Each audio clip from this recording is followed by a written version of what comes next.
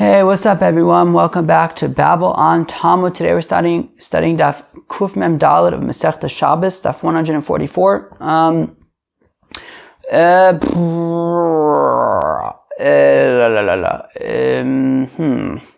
Yeah, I didn't write down that much for like overview, outline kind of stuff, because it was like I had a little bit of trouble like outlining kind of like the first, let's say, 3/4 of the daf or maybe 2/3. But then at the end, we kind of talk about beet juice that gets into a mikveh. Sounds really fun, right? And then also squeezing grapes into a pot, which is cool because I think that also connects to, like, let's say, squeezing lemon into tchina. Is that schita? Can you do that? So we'll get into that. So let's just jump in, I guess. We're on Daf Kuf Mem Gimel Amud Beis, about 8-10 lines from the bottom or so. So the last thing that we had said yesterday was, so we had the statement of Rabbi Abba, or either Rabba or Rabbi Abba in the name of Rabbi Yehuda in the name of Shmuel, who said that Rabbi Yehuda agrees with the Chachamim that when it comes to grapes and when it comes to olives, that even if you brought them to the house to eat them, the liquid that comes from them, you would nonetheless not be allowed to drink, since olives and grapes are things that you generally juice, and we're concerned that you might end up juicing them. And they also said that the Chachamim agree with Rabbi Yehuda that when it comes to shar peros, other fruits, they agree like Rabbi Yehuda that if you bring them into the house to eat, you would be able to drink whatever liquid just kind of comes out on their own, and we're not concerned that you're going to juice them. Okay? And so then the question was, well, then where do they argue? So the suggestion was that they argue when it comes to pomegranates and when it comes to strawberries. So that in that case, Rabbi Yehuda says that if you brought them into your house to eat them, well, then whatever juice comes out of them, you may drink. However, and here's the important part, Rabbi Yehuda says that if you brought them in to your house to squeeze them, or even just stam, even without any particular intention, then you would not be allowed to drink the mashkin. Of course, the Chachamim say, in this case, that whether you brought them into your house to eat, whether you brought them into your house to drink, you would not be allowed to drink whatever liquid comes out of them. But again, the important part for us right now is that according to Rabbi Yehuda, if you brought these pomegranates or strawberries into the house stam, you would not be allowed to drink the mashka that comes out of them. So here we go. V'sav Rabbi Yehuda stam aser. Does Rabbi Yehuda really hold that if you bring in these pomegranates or strawberries, any liquid that comes out of them on their own, you would not be allowed to drink? Now the Gemara is going to digress for a little chunk and get into a machlokas regarding milk. And if milk, what milks are metame or machshir, other things like kabbalah tumah, because of course we know that in order for something to be able to become tameh, or at least food, in order to be able to become tameh, it has to be mukhshir the kabbalah tumah. It has to get some water on it, or some kind of mashkin, one of the liquids. Now, milk is one of the liquids. So let's say you have wheat, and you harvest the wheat, so now it can become tameh. But even if a sheretz falls on the wheat, it will not yet be tameh. In order for it to be tameh, first water needs to fall onto the wheat. Now, the water can dry, but whatever, but it doesn't have to be on, the wheat doesn't have to be wet at the time that the sheretz falls on it, but at some point between when the wheat was harvested and when the sheretz fell on it, they would have had to interact with water, or any kind of mashke, including milk. So now, the question is, how does that apply to women's milk? How does that apply to animals' milk? Is there a nafkamina? Let's see. So, we learn in a Mishnah. V'atnan. Where's this Mishnah? Machshirin. Wow, that sounds like a fun masechta. Chaleva isha, mitame l'ratzon v'shelo l'ratzon.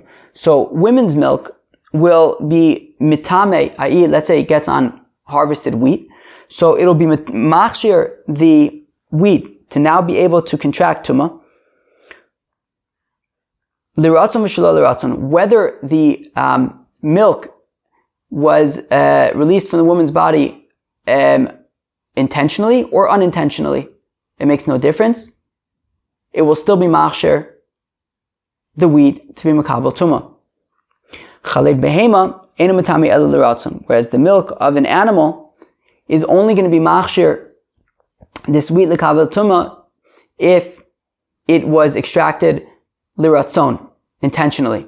But if it just kind of came out on its own and then it got on the wheat, well then it will not be machshir the wheat l'kabel tuma. Fine. So we see basically that the difference is when it comes to shelo l'ratzon. Women's milk is machshir l'kabel tuma shelo bein l'ratzon bein shelo l'ratzon. Whereas animal's milk, if it's shelo l'ratzon, well then it will not be machshir l'kabel tuma. It's only machshir l'kabel tuma when it's l'ratzon. Fine. Now Amar Rabbi Akiva kal v'chomer. Rabbi Akiva says 1 second. But I would want to argue, says Rabbi Akiva, using logic, using kal v'chomer, that animal's milk should certainly be machshir l'kabel tuma, even if it came out shelo l'ratzon. How come? Well, chalev ha'isha she'eno miyuchad el l'ktanim mitame l'ratzon v'shelo l'ratzon.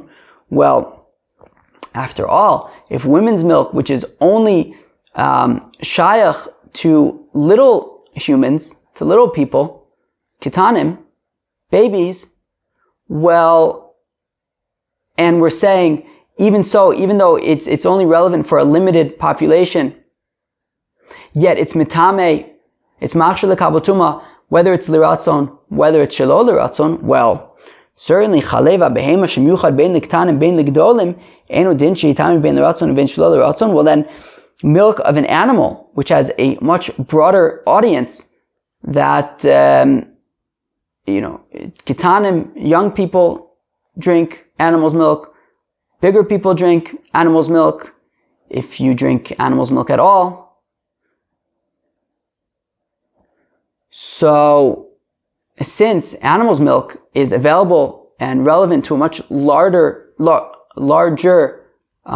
sort of customer base, well, therefore, wouldn't it be logical to say that it should also be machshir l'kabel tuma in at least as many situations as women's milk, which is only available to babies?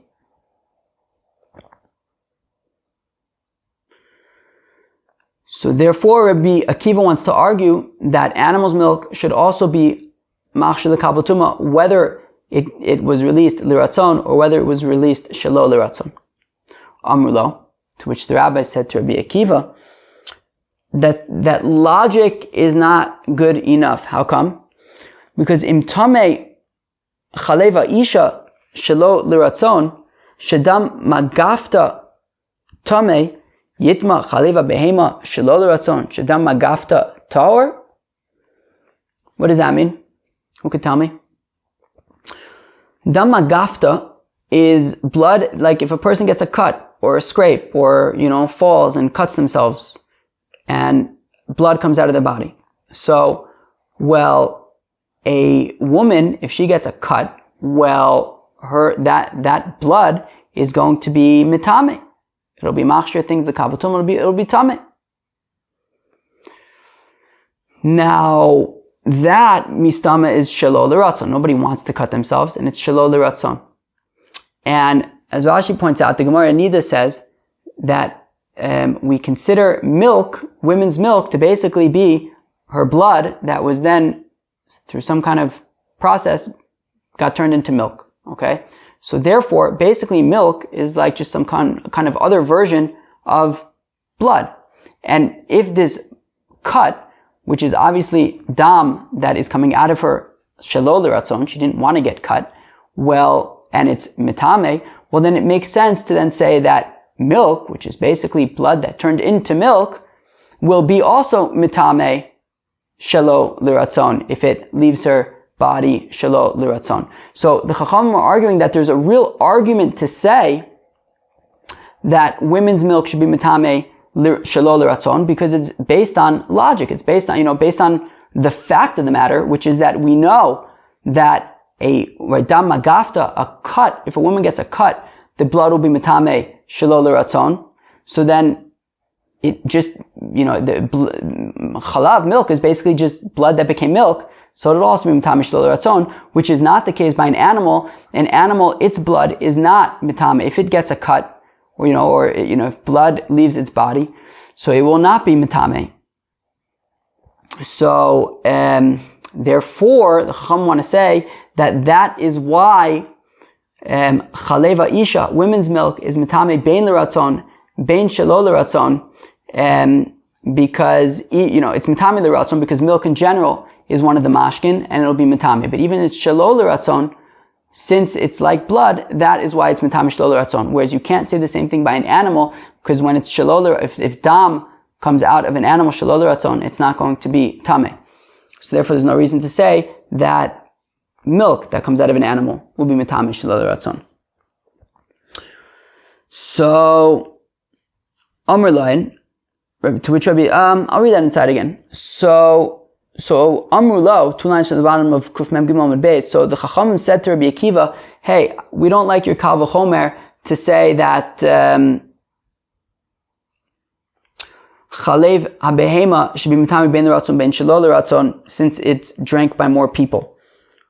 Amru Lo, im tame Chalev ha'isha shelo l'ratzon, if we say that women's milk is tame even if it leaves her body shelo l'ratzon, well, shadam magafta tame, that makes sense, because if she gets a cut, which of course was against shelo l'ratzon, was against her will, she didn't want to get a cut, and it will be, this blood will be mitame, and milk is just basically blood that became milk, so then that makes sense that her milk that leaves her body shelo l'ratzon will be mitame.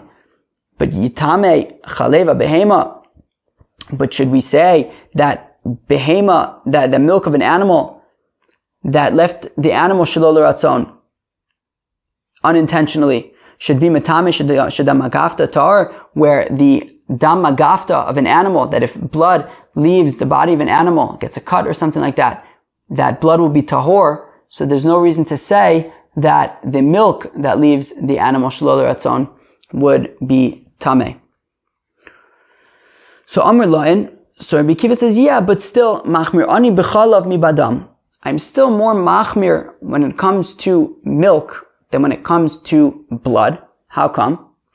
Sha'cholev l'refua tami v'makez l'refua tar. That if you have an animal, and the animal is, so let's say the animal produces a lot of milk, and therefore if you don't continuously milk the animal, well then it can get sick. So therefore you have to keep on milking the animal. Now that animal, and that milk that you milk from the animal to prevent it from getting sick will be mitame. Yet if you have this animal who's sick and you bloodlet from the animal so that it won't get sick, that blood is tahor, because it's dam magafta, and we said dam magafta by an animal is tahor. So we see that milk is more strict than blood when it comes to animals.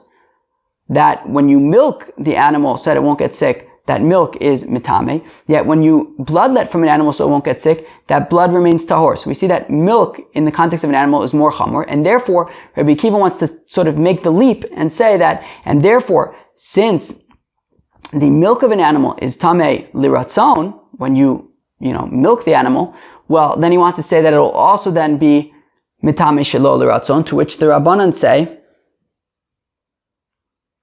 Amrulo, salizeisim v'anavim yochichu. The Chacham said, look, we'll prove to you that liratzon and shelo liratzon are very different. That just because something might be mitame liratzon does not mean that it will be mitame also shelo liratzon. And we'll prove it to you from olives and grapes. She'amashkin hayotzin me'en, that the liquid that comes out from the olives and grapes, liratzon timein, that the liquid that comes out of the olives and grapes intentionally, well, that will be tameh. Shelo l'ratzon, if the liquid comes out of them unintentionally, then tehorim, then it's tahor. Zeu, and that is the digression. That is this machlokas between the Rabbanan and Rabbi Akiva regarding the milk of an animal that was yotzei shelo l'ratzon. The Chacham said that is not mitame, and Rabbi Akiva said it is mitame. And ultimately, at the end, the Chachamim brought their proof to say that the milk of an animal that is yotzei shelo l'ratzon is not mitame, from the fact that not all, that there's a differentiation between mashkin that is yotzei l'ratzon and shelo l'ratzon, and they bring that proof from the grapes and the olives, that the mashkin that comes out from grapes and olives are mitame l'ratzon, but shelo l'ratzon, they are not mitame, they are tahor. Fine. Now this is how it now ties back in to Rabbi Yehuda, who made the argument in the Brisa that pomegranate juice, or pomegranates and strawberries that you brought into your house stam, with no particular intention, any liquid that comes out of them you would not be allowed to drink. Okay, so here's what the question is. My lav liratzon. So the Gemara wants to say is that, what does it mean by olives and grapes when the Brisa is saying just now that liratzon it is mitame? So liratzon means denichale, that if he wants the mashkin to come out of the olives and the grapes, so then that would be considered liratzon. And in that case, we say that it is tameh, right? And we'll also say that in the case of our pomegranates and strawberries, or just in the case of juice in general, these fruits, so we'll say that if you wanted the fruits the liquid to come out of it, well, then you would not be allowed to drink it. However, what's shalol l'ratzon? What is the case of shalol l'ratzon when we're saying in this brisa just now that if the mashka comes out of it shalol l'ratzon, it'll be tahor? Well, then that'll be bistama. Even if you just had stam intentions, we're saying that the mashka would be tahor. And therefore, to tie it back into our case of the juice, we would say if you just have stam intentions, I should be able to drink the juice. So I would think, right? And then we take it one step further and we say, if we have olives and grapes that are generally juiced, these are like big these are big contenders for things that are generally, the liquid is extracted from olives and grapes. And we're saying, shalol l'ratzon v'lo klum. And we're saying that if it was shalol l'ratzon, if the liquids were extracted shalol l'ratzon, and we're defining shalol l'ratzon as bistama, and we're saying that it's not tameh at all. And in the case of, the liquids that come out on Shabbos, you would be able to drink it. So tutim v'rimonim delav b'nei schitaninu. Well, strawberries and pomegranates, which you don't generally juice, well, lo kol shekain. Well then certainly, the liquids that come out of the pomegranates and the strawberries bistama would be tahorin, and on Shabbos you should be able to drink them. So why would Rabbi Yehuda say that these pomegranates and these strawberries that you bring into the house bistama, you would not be allowed to drink it? It would sound like from this brisa that since bistama the mashkin would be tahorin, bistama you would. Rabbi Yehuda should argue that you should be able to drink it on Shabbos. So the Gemara answers lo. The Gemara says no. We're understanding this brisa, this brisa that we brought a few lines up. We're understanding it incorrectly. Liratzon. What does it mean that when the mashka comes out of the grapes and the olives, liratzon, and we say that it is tameh? That is bistama. That is if you have stam intention, then it is tameh. And also on Shabbos, then stam intent, if it's stam, then you wouldn't be able to drink it. Shalol l'ratzon, then what's the situation when we say that the liquids that comes out shalol b'ratzon, and we say that it's tahor? Digali adaite de amr lo nichali. So when he specifically said that he doesn't want the liquid to come out of these grapes and olives, in that case, they would be tahor, but otherwise they would be tameh. Or if you want to, I'll say, keep it the same. Keep it the same. You know what? When it says liratzon, and we say that it's tameh, it's talking about when it's nichale, and shalol liratzon means bistama, and we're saying that if the liquid comes out of the olives and the grapes, bistama, it's going to be tahor, but that's only in the context of tumah and taira, or really in the tameh, tumah and taira in the case of the basket, right? The shiny saleh zeisim v'anavim, in this case, when you have the olives and the grapes in this basket, and there's liquids that come out of it, and we're saying that if it's stama, it's going to be tahor, that's because in a basket, the liquid's going to come out of it and fall onto the ground. And therefore you're mafker it. And that's why it's tahor. But in the case where you brought in, zeisim v'anavim, or even pomegranates and strawberries, and you bring them into your house and put them in a bowl, and whatever liquids come out of it you could drink, it's a different story. And therefore Rabbi Yehuda would say that bistama, it's going to be, you would not be allowed to drink it. Okie dokie. Yeah, that was a little bit subtle. Okay, let's move on. Well, this next part is also a little bit subtle. Yeah, this next part, let's see, does it make sense or doesn't it make sense? I'm going to go with not really. I'm going to go with not really. Remember we had a case like the other day where it also like didn't really make sense? That one I think made less sense. This one just, you'll see in a minute. It's not the end of the world. It's not terrible, but the logic isn't really mea achuz, as they say in American Hebrew. And Israeli Hebrew would also be mea achuz, but the accent would be slightly different. But you'll see. Apparently, there. It's not just me that isn't in love with this Gemara, or maybe I am in love with the Gemara, but apparently the Chazon Ish has kashas and Sfasemis. Apparently, it's not so pashut weiter, but it's also not that hard. Don't let me scare you. I know you're not scared. Let's go weiter. Ashkechan Reb Yidel demodi leRabbanan b'zeisim u'va'anavim. Rabbanan demodu le Rabbi Yehuda b'shar peres minalim. So yesterday we had brought this brisa in which Rabbi Yehuda explicitly admitted to the Chachamim that when it comes to pomegranates Rabbi Yehuda explicitly agreed with the Chachamim that when it comes to grapes and olives, that if you bring them into your home, whether it is to eat them, whether it is to juice them, you would not be allowed to drink the juice that comes out automatically, because since olives and pomegranate and grapes are things that you so often extract the juice from, we're concerned that even though you initially brought them into the house to eat them, once you taste some of that juice, you might end up squeezing them. Fine. So we saw that Rabbi Yehuda agrees with the Chachamim. But now, Rabbi Yehuda had said in the name of Shmuel, not Rabbi Yehuda, Rav Yehuda had said in the name of Shmuel, that the Chachamim also agree with Rabbi Yehuda when it comes to Sha'ar Peros, which is, now this is the part where it doesn't really add up, because where do the Chachamim agree with Rabbi Yehuda, B'shar Peros? That if you brought them into the house with the intention of eating them, then whatever liquids come out of them, you would be able to drink. But if you brought them into the house with the intention of juicing them, well then you would not be allowed to drink whatever liquids come out of it. And because we're concerned that you're going to juice them. Now here, this is somehow going to support that, even though it doesn't.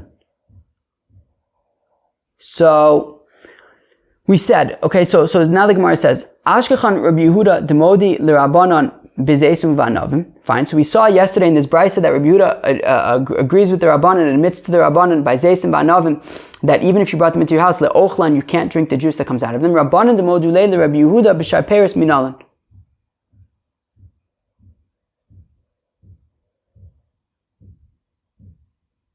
Wow. Let's go. Somebody's knocking something. Alright. Well, good luck. And I hope that it works out so well that you finish it really quickly. I'm wasting so much time. Let's go weiter. So, yeah, but he keeps on knocking. Let's go weiter.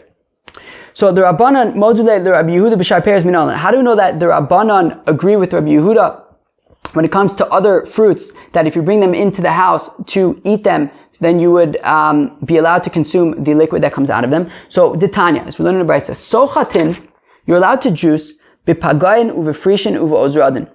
That you're allowed to juice plums, you're allowed to juice quinces, and you're allowed to juice, so I've written here crab apples, but I wrote the wrong thing. It's really sorb apples, but I don't know what either one of those things are. Maybe crab apples are those little apples, but I don't know. Sorb apples are maybe also that. I don't know.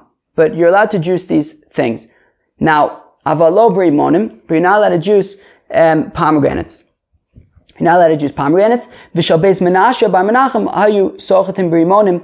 And this is sort of like a reason, a proof for why, or an explanation of why you're not allowed to juice pomegranates. And the reason is because, well, by Menashe bar Menachem, they would juice pomegranates during the week, meaning this was a drink that they like to drink, pomegranate juice. And therefore, we wouldn't, that's considered juice, and we would not juice, it's considered a juice that people drink and people enjoy, so therefore, you cannot juice it on Shabbos. But when it comes to plums, when it comes to quinces, when it comes to these sorb apples, well, the assumption is that people don't drink their juice, and therefore you can juice them on Shabbos. So now, what the Gemara wants to prove from here is that we see that, well, plums and quinces and crab apples, or no, sorbet apples, would be considered sha'ar peros, right? They're other fruits other than grapes and pomegranates and olives and strawberries. And we're saying that you would be allowed to juice them. So we see that the Rabbanan admit to Rabbi Yehuda when it comes to other fruits. Umimai d'Rabbanani, how do we know that this is the rabbi's opinion? Dilma Rabbi Yehuda, maybe it's Rabbi Yehuda's opinion. Okay, but the Gemara points out, Utavi Nama Rabbi Yehuda, even if you want to say it's Rabbi Yehuda, it still has nothing to do with the case that we've been talking about up to now, which is when you take in fruits, the tzorech achila, that you'd be allowed to drink whatever juice comes out, memela, but it's a different story, right? Eimar d'shamas le Rabbi Yehuda yatzu me'atzman. I'll say that Rabbi Yehuda is talking about when the juice came out on their own. Sochat and chatchila mishamas le. Would Rabbi Yehuda say in the Mishnah and everything that we've been doing up until now, that Rabbi Yehuda would say that you're allowed to just like juice things milchatchila? No way. The whole point of being able to drink the juice that came out on its own was because since you brought it into your house le'ochlin, well then there is no concern that you're actually going to end up juicing them. Here we're actually saying that you can mamish juice lechatchila. So ela ma'islach lememer. So what do you have to say? Kevin de labnei schita ninu afilu lechatchila. No, rather you must have to say that when it comes to plums and quinces and sorbet apples, since these are things that you don't juice,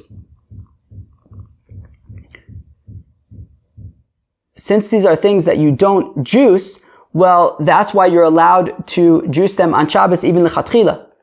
Afilu tema Rabbanan, and now you can say that it's even according to the Rabbanan, they would also admit that kevin de labnei schita nenu, that since these are things that you don't normally juice, afilu lechatchila shma mina Rabbanan shma mina. So even the Chacham would also say that since these are things that you don't normally juice, so then you would be able to juice the plums and the quinces and the crab apples, and therefore you could, even the Chacham would agree, Rabbi Yehuda, the Chacham, everybody would agree that in this case you'd be allowed to juice them because these are things that you don't normally juice, and therefore we could say that this brisa is the Chachamim. Okay, but the obvious question is that while very good for plums and for quinces and for crab apples, it doesn't really teach us much about the case that we were initially talking about, which is that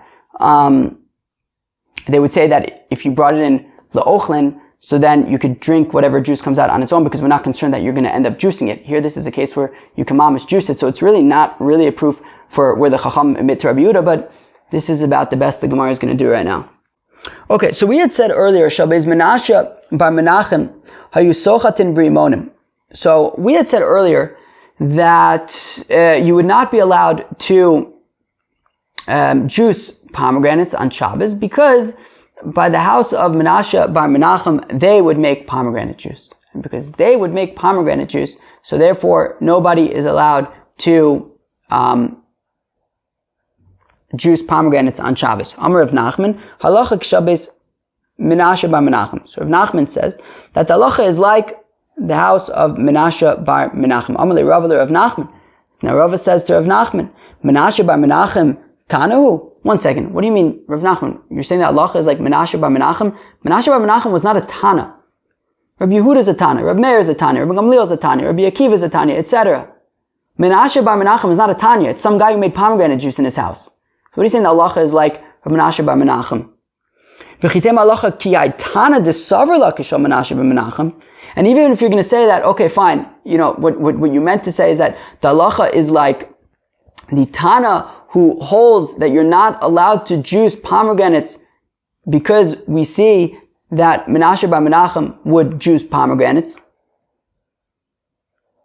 meaning during the week, meaning he enjoyed drinking pomegranate juice. So we see that it's something that people enjoy. So Mishum Desavar Kim Menashe bar Menachem halacha kimoso. What? Just because this one Tana wants to hold like Menashe bar Menachem, that you shouldn't make pomegranate juice on Shabbos because Menashe ben Menachem likes drinking pomegranate juice. Menashe ben Menachem haviruba da'alma? Is Menachem by Menashe the majority of the world? All of a sudden, this one guy who likes to drink pomegranate juice, he defines what people drink in Yeah, that's enough. Yeah. It is. The fact that Rav Menashe bar Menachem likes pomegranate juice, that's enough to say that you can't juice pomegranates on Shabbos. Titnan, as we learned in the Mishnah, Hamakayim kotzim bekerim. Somebody who has thistles in a vineyard. What are thistles? Thistles are maybe it's like milk thistles? That's like a thing, right? Milk thistle, I think. It grows a lot in Israel. It's like these weedy kind of thorny kind of things that have like all these furry stuff in it. And apparently, you can grind up some of that seeds and it's good for your liver, I think. Okay, try it out. Anyways, somebody who has thistles in his vineyard, so then, Rabbi Elazar Omer, Kidash. So Rabbi Elazar says, well, you cannot use these grapes because they're kilayim. Chacham Omrim, Eino Mekadesh Elo Davar Shekmo Mekaymin. Rabbi Chacham say, hey, we're talking about a weed over here. We're talking about thistles. This is something that you're not Mekayim. It's not something that you want to keep for long term. So therefore, since you're going to get rid of these thistles, it's not going to be considered something that will render your vineyard kilayim. Okay, fine. Now, V'amar Reb Chanina, it says Reb Chanina, my time with Reb Elazar.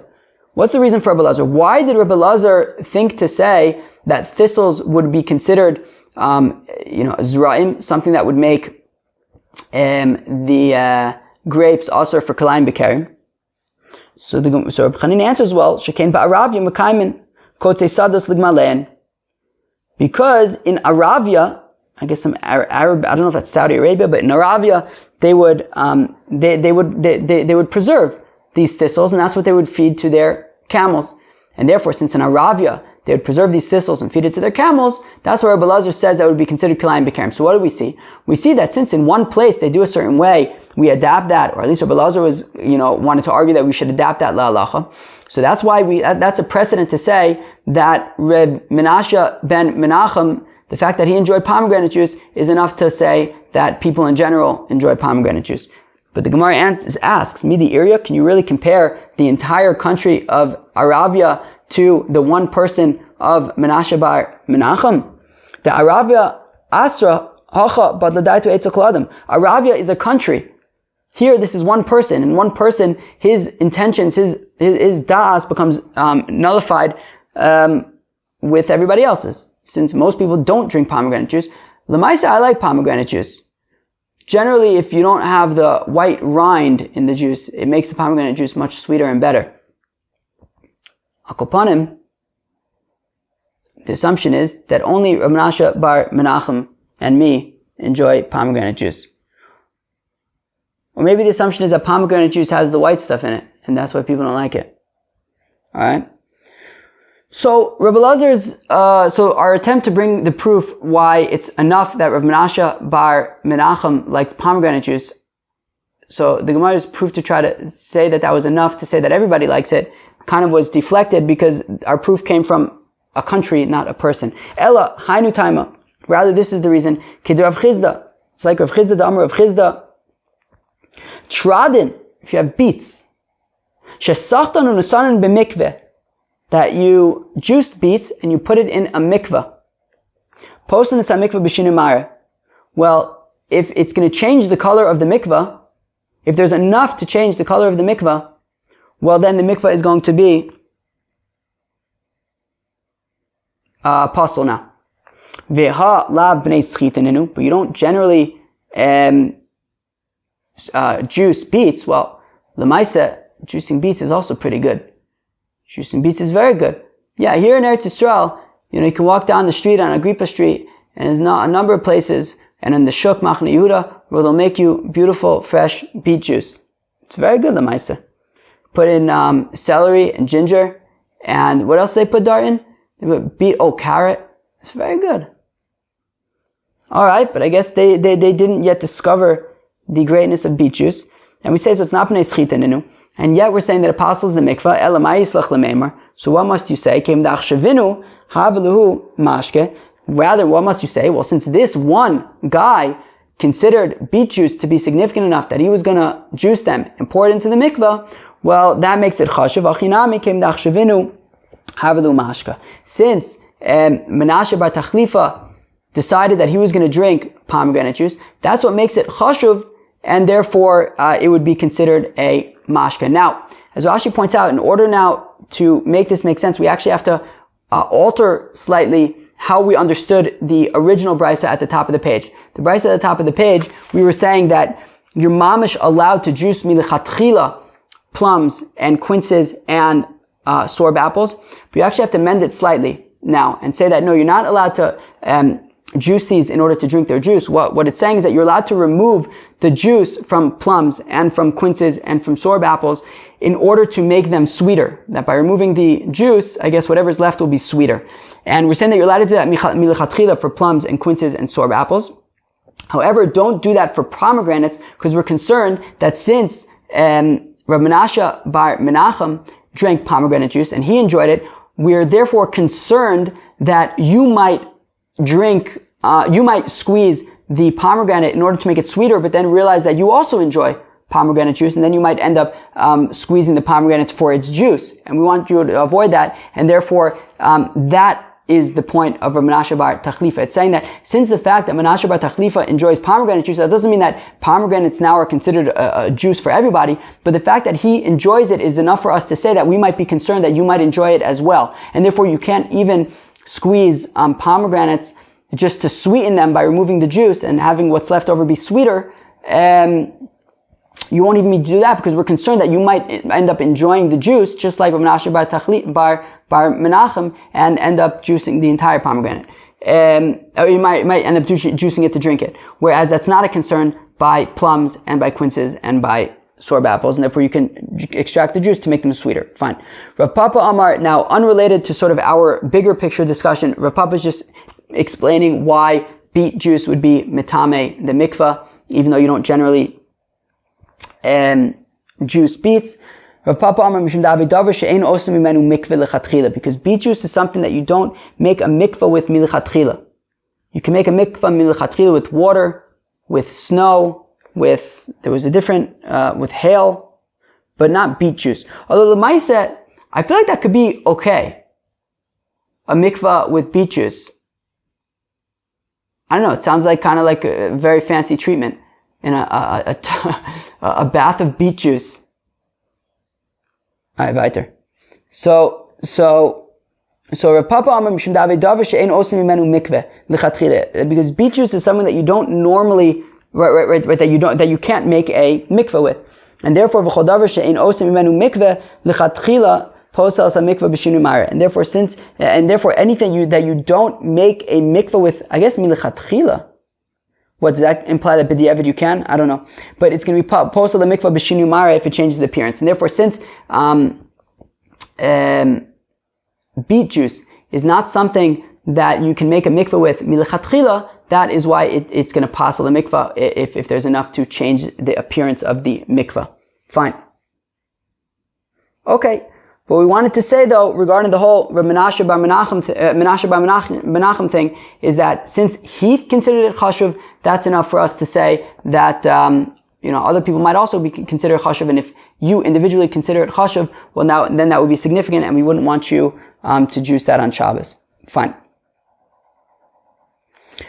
Tnan Hasam, we learned in mikvahos nafel lesocho yain o chometz o mochal v'shina marav pasul. So we learned in mikvahos that if you have wine or vinegar or mochal that falls into a mikveh and changes the color of the mikveh, it's pasul. What's mochal? So mochal is when you, apparently, this is what I understand now, that when you extract oil from olives, it's a whole process. So what you do first is you take a bunch of olives, and you put it in some kind of ma'atein, it's called, some kind of vat, okay? And then what happens is, once you put it in the vat, so the first liquid that comes out of just on its own, that comes out of or maybe you put a little bit of pressure, but this isn't the actual extracting of the oil yet. This is for sort of the first step. So you put it in this vat, and then the liquids start to come out of the olives. That first liquid, so there are three types of mochal. That is the first type of mochal, and it's like a watery kind of liquid. That is mochal number one. Now, over time, you leave the olives there for a little bit, maybe a week or two or something. And then over time, the weight of the olives upon each other, and they sort of start heating up, and I don't know, some kind of reaction, something starts happening, and more liquid comes out of it, and that's closer to oil, but it's not the oil yet. That's the second type of mochal. Now, after that, I guess when the olives are ready to be made into oil, for the oil to be extracted, they then take it and put it in the press into some kind of like a netting or something, and then they press out the oil. Okay, and then once they're done pressing out the oil, whatever liquid comes out of the olives after that is a third type of mochal, and that's again I think like a watery kind of thing. So if any of these types of mochals fall into a mikveh enough to change the color of the mikveh, so then the mikveh will be possible. Okay, fine. Mantana de mocha mashkus. Now the Gemara wants to assume right now that in order, meaning not like Rav Papa. Rav Papa had said with the beet juice that even though it's not a mashke, the fact of the matter is since you don't make a mikveh out of beet juice, if it's enough to change the color, then it's enough to passel it. But right now the Gemara is assuming that in order for a liquid to passel the mikveh, it would have to be considered a mashke. And therefore if we're saying that mochal, if it falls into a mikveh, will passel the mikveh if it changes the color of it, well then it has to be a mashke. So the Gemara asks, Mantana de mocha mashke. Who's the Tana who says that mochal is a mashke? Amar Abaye Rabbi Yaakov here. Abaye says it's Rabbi Yaakov. The Tana is we learn in the Brayso Rabbi Yaakov Omer. Mochal areu kemashke. That mochal is a mashke. Umatam amu mochal ayotze batchila tar. Well, if it's a mashke, then why do they say that the first? We said there are three types of mochals. The first type of mochal that comes out of the olive. Why do we say that it is not mitame? That it's tahor. If it's a mashke, it should be mitame. It's because you're not interested in, being mekayim this mochal and doing anything with this mochal, because you'll probably throw it out. So therefore, it's not going to be mitame. Fine. Even though it's a mashke. Okay. Reb Shimon over mochal eino kemashke. Reb Shimon says that mochal is not considered a mashke. Okay. Umatam amu mochal yotze mi'ikol beisabad tameh. Well, if it's not a mashke, then why did they say that the last type of a mochal, the mochal that comes out of the net, when it's in the press after, Rashi says either before or after it's been pressed, why is that considered tameh if it's not a mashke? So the fisha efshar or mitame, the fisha efshar lo below tzichtuche shemen, she'i efshar lo below tzichtuche shemen, because it's impossible that at that point, either right before the olives have been pressed or right afterward, after the olives have been pressed, there's going to be oil in that mochal, and for that reason, it's going to be tameh or mitame like oil is. Fine. So, okay, very good. So Rabbi Yaakov says that mochal is considered a mashke, and Abaye wants to say that he is the one who's going to say that if this stuff falls into the mikveh and it's enough to change the color, it's going to be posel the mikveh, and Reb Shimon says that mochal is not a mashke. Fine. Now, my bei nayu. What is the nafkamina between Reb Shimon and Reb Yaakov? Basically, according to both of them, they agree that this first type of mochal is tahor. Reb Yaakov because you don't want to hold on to it, and Reb Shimon because it's not a mashke. And they also admit that the last type of mochal is going to be tameh. Reb Yaakov because it's a mashke, and Reb Shimon because there's going to be some oil in it. Well, then what's the nafkamina? They both agree, right? Ika benayu da'asi basar itzatzta. So the nafkamina is that second type of mochal, which comes after all the olives have been sitting in the vat for a while and heating up and excreting liquid. So that one, Rabbi Yaakov is going to say, well, it's a mashke and it's mitame. Rabbi Shimon is going to say it's not a mashke and it's not mitame. Fine. Rava Amar. Now Rava argues with Abaye and says it has nothing to do with if mochal is a mashke or not.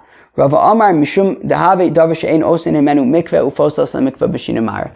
Rava says, like Rav Papa had said a few lines earlier, which is that this mochal is something that you cannot use for a mikveh, and because you do not make a mikveh out of mochal, it'll be posel the mikveh if there's enough to change the color of the mikveh. Fine. Amr of Yehuda Amr Shmuel says, Yehuda in the name of Shmuel, Sochet Adam Eshkol Shel Anavim L'Socha Kedera. A person can squeeze a cluster of grapes directly into a pot. It says Rav Yehuda in the name of Shmuel that a person can squeeze a cluster of grapes directly into a pot, but not into your personal plate.